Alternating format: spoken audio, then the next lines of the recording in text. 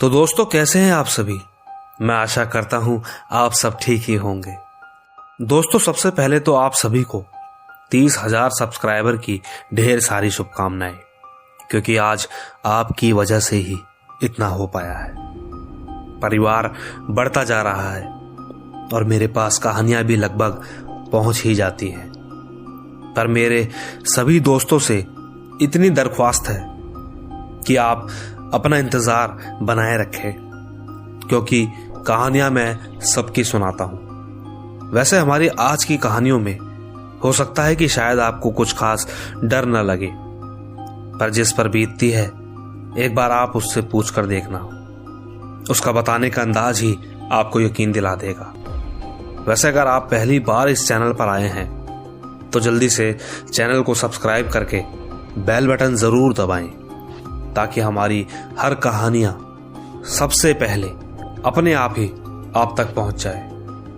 पर याद रखें, कहने को तो ये कहानियां सच्ची हैं, पर हमारा ये चैनल दावा नहीं करता, क्योंकि हमारा मकसद किसी भी प्रकार के अंधविश्वास को बढ़ाना नहीं है, बल्कि हमारा मकसद आप लोगों से जुड़ना है। तो बिना देरी करे जल्दी से अपने हेडफोन लगाएं और कहानी को पूरा अंत तक सुनने के लिए बने रहे मेरे यानी महेश के साथ।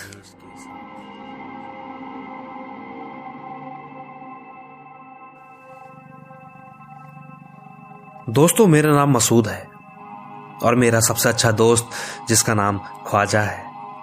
हम दोनों ही बचपन से एडवेंचर्स और डरावनी कहानियों का शौक रखते थे। उन दिनों जब हम स्कूल में थे तो हमने कई बार ऐसी डरावनी जगहों पर जाने का प्लान बनाया, पर वो संभव नहीं हो पाया। पर धीरे धीरे जब हम बड़े हो गए तो उस वक्त हमने एक ऐसी जगह जाने का प्लान बनाया जो जगह ऐतिहासिक होने के साथ साथ प्रेतवादित भी थी, और वो थी गुटी किला, जो कि आंध्र प्रदेश में है। हम दोनों ने सुबह करीबन 8 बजे अपनी यात्रा शुरू की और हम गए हमारे मूल स्थान अनंतपुर। आंध्र प्रदेश से गुटी तक गुटी राज्यों का एक विशाल पहाड़ है, जिन्होंने सदियों पहले इन राज्यों पर अपना शासन किया था। गुटी किले के मेन गेट पर ब्रिटिश लोगों की कब्र है और ठीक किले के चोटी पर प्राचीन किला मौजूद है, और ऊपर जाने का रास्ता बेहद टेढ़ा है, जो कि ठीक गोलकुंडा किला हैदराबाद से मिलता जुलता है। ठीक जब हमने अपनी यात्रा शुरू की तो हम दोनों आधे रास्ते तक पहुंच चुके थे। उस वक्त हमने एक आदमी की आवाज सुनी जो कि बेहद दर्द भरी थी। हम दोनों चौंक गए और रुककर इधर उधर देखने लगे, पर फिर दोबारा कोई आवाज सुनाई न देने पर हम दोबारा आगे की ओर बढ़े। थोड़ा ऊपर चढ़ने के बाद ही हमें वहां एक कमरा दिखा। हमने सोचा कि क्यों ना थोड़ा आराम कर लिया जाए। हम दोनों उस कमरे की तरफ बढ़े और अंदर जाकर आराम करने लगे। तभी अचानक हमारी नजर एक बूढ़े आदमी की तरफ गई। वो ठीक कमरे के कोने में सो रहा था। उसके कपड़े भी कहीं कहीं से फटे पड़े थे। हमें लगा कि शायद वो दिमागी हालत से बीमार होगा, तभी यहां अकेला सो रहा है। बार बार हम उसी की तरफ देख रहे थे कि अचानक वो पलटा तो हमारी नजर उस आदमी के नाखूनों पर गई। पहले तो हमें कुछ रस्सी की तरह प्रतीत हुआ, पर ध्यान से देखने पर मालूम हुआ कि नहीं, वो तो नाखून है, जो कि उसके शरीर से होता हुआ उसके पेट को छूता हुआ ठीक घुटनों तक जा रहा था। कुछ देर तो हम शांत रहे, पर हम अंदर से डर चुके थे। हम दोनों बिना आवाज किए चुपचाप उठे और दोनों आगे बढ़ गए। सच कहूं तो उस वक्त वहां इतना सन्नाटा था कि हमने वहां से निकलना ही ठीक समझा। जैसे तैसे हम पहाड़ की चोटी पर पहुंचने वाले ही थे कि तभी हमने देखा कि चोटी के किनारे पर एक आदमी खड़ा था। हमारे ऊपर पहुंचते ही उसने हमसे पूछा कि हम दोनों को खाना मिला कि नहीं। हमने कहा नहीं, और हमने जवाब दिया और हम आगे की ओर बढ़ने लगे। कि वो बोला, अगर तुम लोग ऊपर आ ही रहे हो तो अपनी चप्पलें वहीं उतार कर आना। ये बात सुनकर हमें बचपन में माता पिता द्वारा की गई चेतावनी याद आ गई, जिसमें माता पिता ने कई बार कहा था कि चप्पल तो मंदिरों के बाहर उतारी जाती है, पर साथ ही उनका यह भी कहना था कि चप्पलों को खुद से दूर करने पर कोई भी साया यदि हमारे पीछे हो तो वो दूर हो जाता है, और हमें हर जगह इसकी इज्जत भी करनी चाहिए। चप्पल उतारकर पाक जगहों पर जाना हर किसी इंसान, आत्मा और हर वो चीज जिसका संपर्क इंसान से होता है वो सब दूर रहती है। दोस्तों, आप ये बात मानो या ना मानो, पर जैसा मैंने सुना था वो मैंने आपको बता दिया। हो सकता है कि शायद माता पिता ने हमें मजाक में ही सही पर अच्छी परवरिश के लिए ये बातें बताई हों, पर हमने तो वो भी नहीं मानी और हम सीधा चप्पलों के साथ ही आगे बढ़ते रहे। लेकिन दोस्तों, चौंकाने वाली बात तो ये थी कि उस चोटी से आने और जाने का रास्ता मात्र एक ही था, और अगर लेकिन किसी ने भी कोई दूसरा रास्ता अपनाया तो उसकी कभी भी फिसल कर मौत हो सकती है। खैर, हम जैसे ही ठीक चोटी की ऊंचाई पर थे तो वो आदमी हमें कहीं नहीं दिखा जिसने ठीक हमें चप्पल उतार कर ऊपर आने को कहा था। हमने चारों ओर घूम घूम कर उसे ढूंढा, पर वो कहीं नहीं था।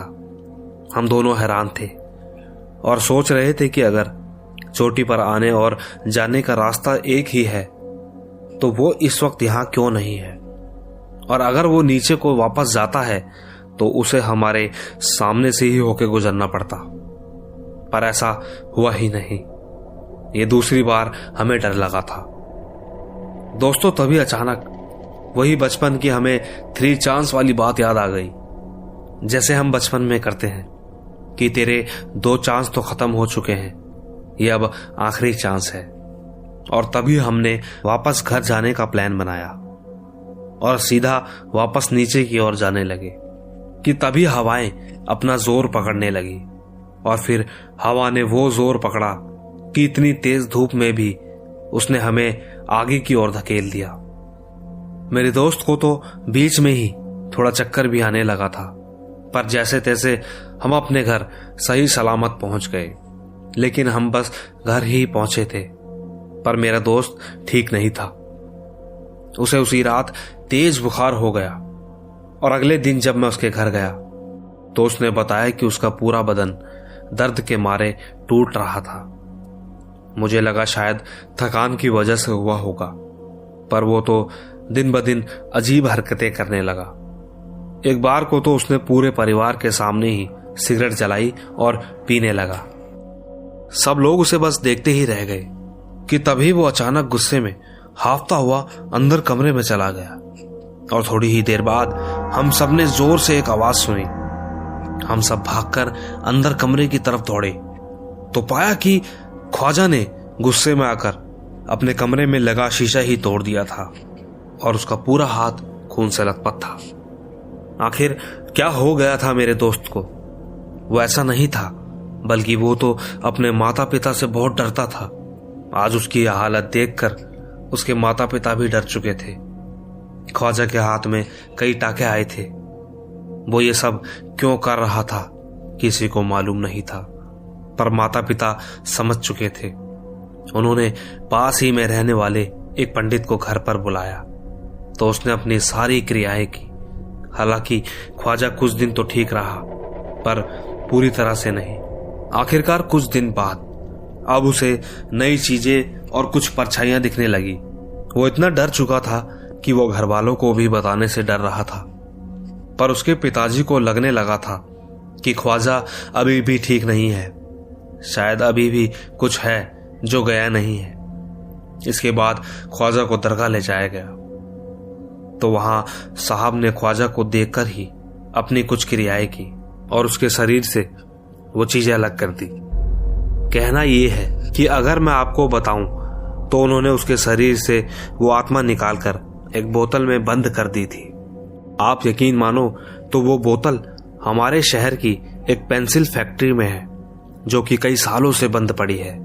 वहां कोई जाता नहीं है और ख्वाजा भी अब कहीं सुनसान जगहों पर जाने से बहुत ज्यादा डरता है। तो दोस्तों, ये तो थी मसूद की कहानी।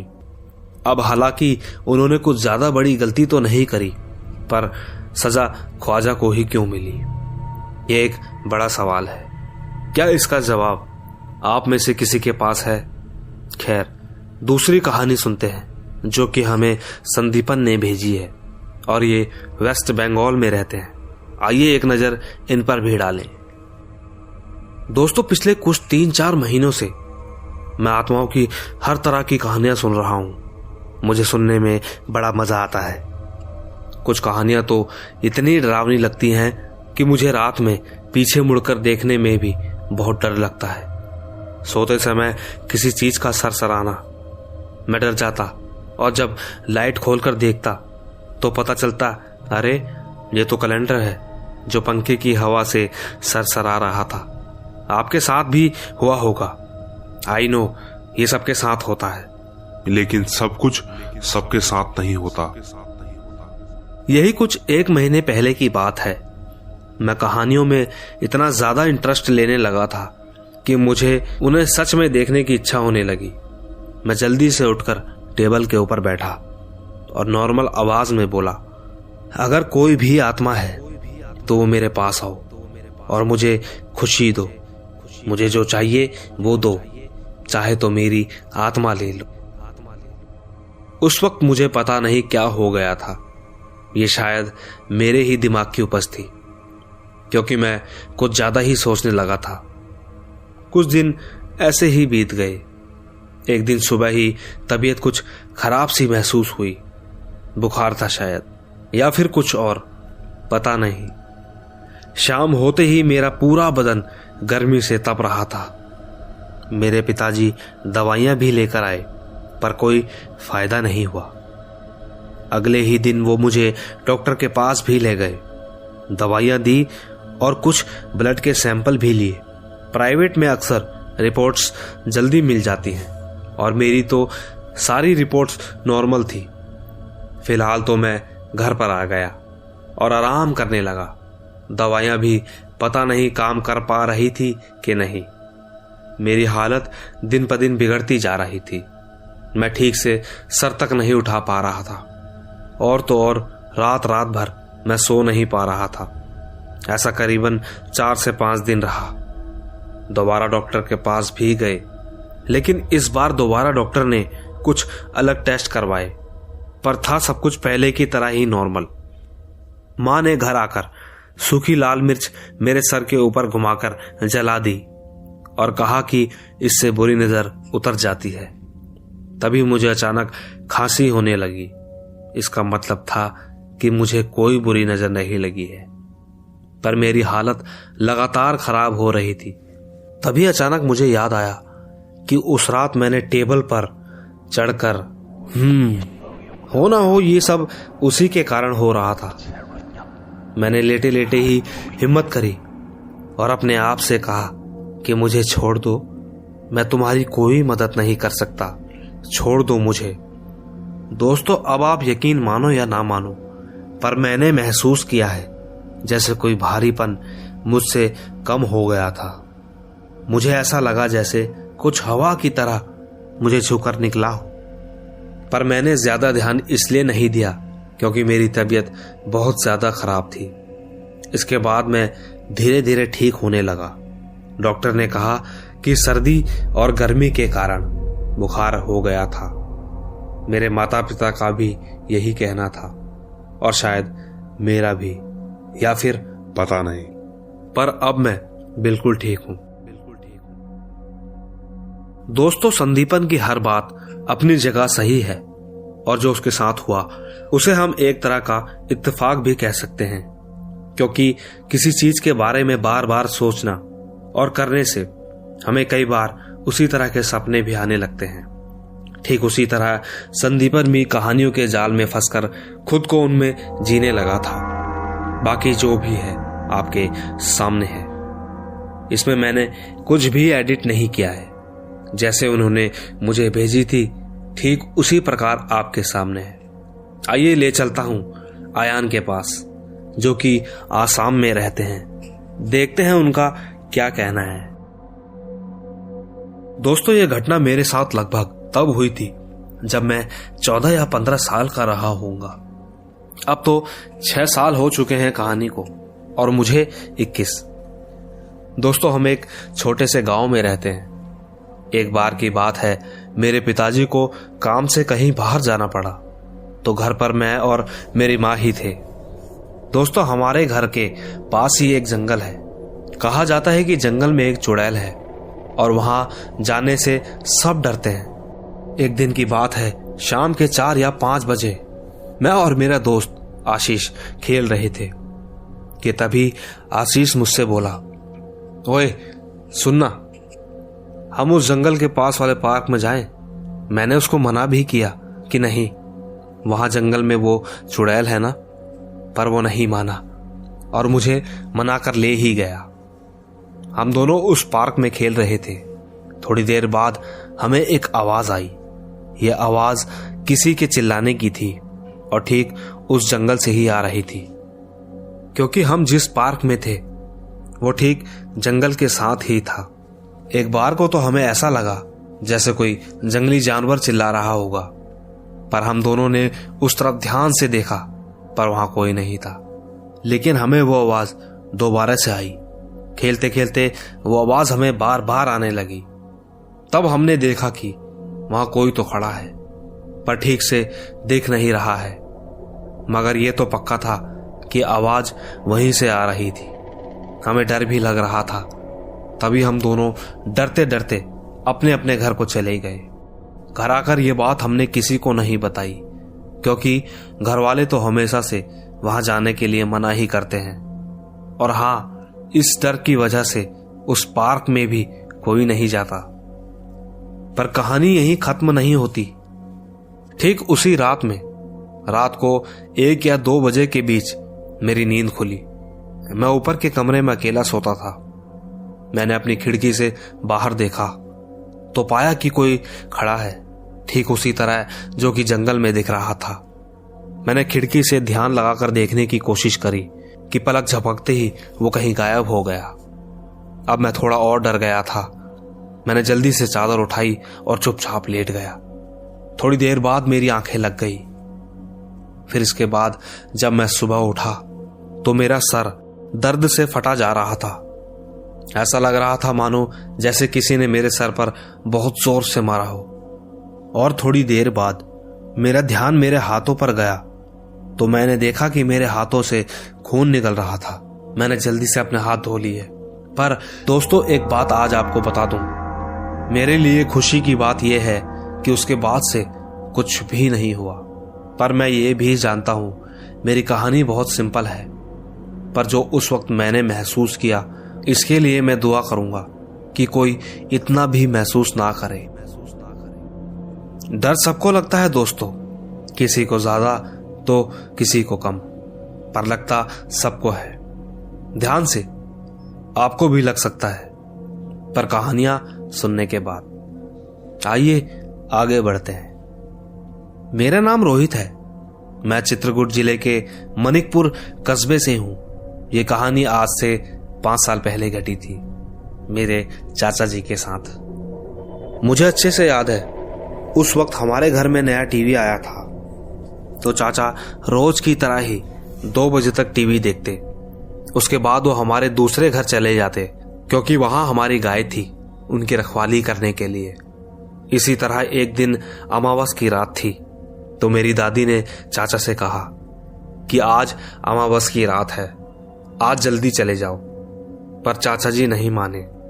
कई बार कहने के बाद भी वो 1 बजे तक ही गए। और दूसरे घर जाते समय रास्ते के बीच में एक तालाब पड़ता है। चाचा जी जब उस तालाब के पास पहुंचे तो उनको एहसास हुआ कि शायद कोई उनके पीछे पीछे चल रहा है। चाचा जी ने पीछे मुड़कर देखा तो कोई नहीं था, तो वो फिर आगे की ओर बढ़ गए। वो थोड़ी आगे ही गए होंगे कि उन्हें एक बच्चे की रोने की आवाज सुनाई दी। तो उन्होंने आगे पेड़ की तरफ देखा तो पाया कि एक बच्चा सामने शीशम के पेड़ पर धीरे धीरे ऊपर की ओर चढ़ रहा था। चाचा जी एकटक उसे देखते ही रह गए, पर वो बिल्कुल भी नहीं डरे, बल्कि आगे की ओर चल दिए। पर थोड़ी दूर जाने पर वही लड़का उन्हें रोता हुआ दिखाई दिया। इस बार चाचा को थोड़ा डर लगा और वो थोड़ा घबरा भी गए और जल्दी से भागकर आगे निकल गए। वो जल्दी से घर के आगे पहुंचे और अपना दरवाजा खोला और दरवाजा बंद करके तुरंत सो गए। और जब अगली सुबह चाचा घर पर नहीं आए तो दादी ने वहां जाकर देखा तो पाया कि चाचा तो अभी भी सो ही रहे थे। दादी ने चेक किया तो मालूम हुआ कि उन्हें तो बहुत तेज बुखार है। दादी बाहर से डॉक्टर को बुलाकर ले आई।